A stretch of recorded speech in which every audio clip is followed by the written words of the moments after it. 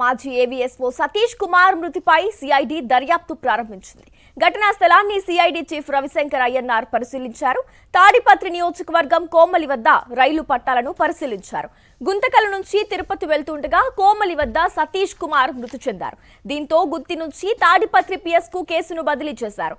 రవిశంకర్ కు SP Jagadish case వివరాలు అందజేశారు.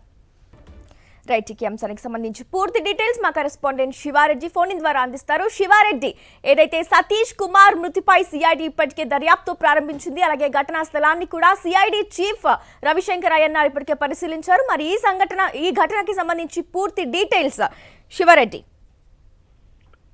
సతీష్ కుమార్ మృతికి సంబంధించి ఘటనా స్థలాన్ని కొద్దిసేపు క్రితమే AP CID chief Ravishankar Ayyanar పరిశీలించారు.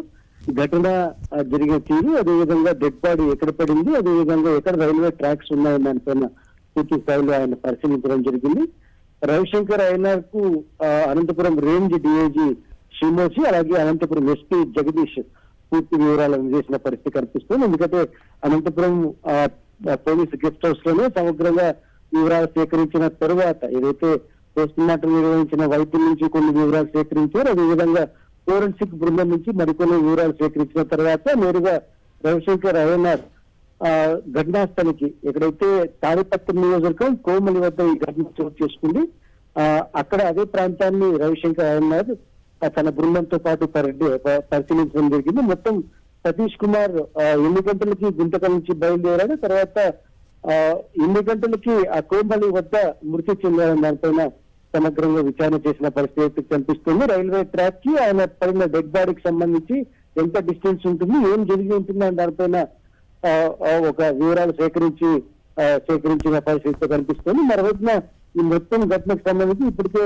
10 బృందాలు విచారణ చేపడుతున్నట్లుగా ఉన్నతాధికారులు ప్రకటించడం జరిగింది. మరోవైపున సతీష్ కుమార్ మరణించడానికి ముందు తన భార్య మమతకు 4 సార్లు ఫోన్ చేసినట్లుగా ఆమె లిఫ్ట్ చేయకపోవడంతో డిస్కంఫర్ట్ అంటూ ఒక మెసేజ్ చేశారు. ఆ తర్వాత చనిపోయారని దానిపైన ఇప్పుడిప్పుడే కొన్ని వివరాలు వస్తున్న పరిస్థితి కనిపిస్తుంది. అయితే మొత్తం సమగ్రంగా సతీష్ కుమార్ ఎట్లా మృతి చెందారు, ఆత్మహత్య చేసుకున్నారో లేకపోతే ఆయన ఎవరైనా చంపేశారని దానిపైన పూర్తి స్థాయిలో విచారణ అయితే కొనసాగుతున్న పరిస్థితి కనిపిస్తుంది.